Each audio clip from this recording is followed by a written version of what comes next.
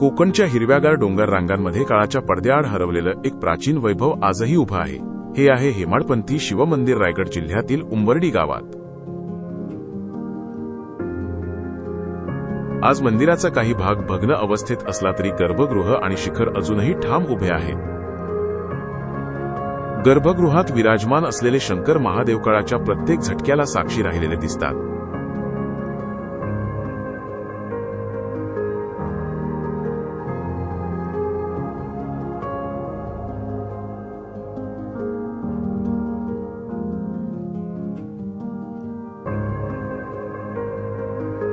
हे मंदिर सुमारे 900 ते 1000 वर्षांपूर्वीचं मानलं जातं. यादवकालीन स्थापत्य परंपरेतील हेमाडपंथी शैलीत बांधलेलं हे मंदिर सिमेंट किंवा चुन्याविना फक्त काळ्या बेसॉल्ट दगडांच्या अचूक जुळवणीने उभारलेलं आहे. हीच या वास्तूची खरी ओळख.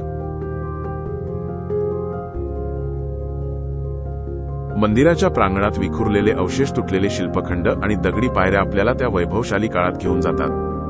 या मंदिराच्या आसपास आढळणाऱ्या वीरगळसती शिळा आणि गाडेगळ हे त्या काळातील सामाजिक आणि सांस्कृतिक जीवनाचे मौन साक्षीदार आहेत.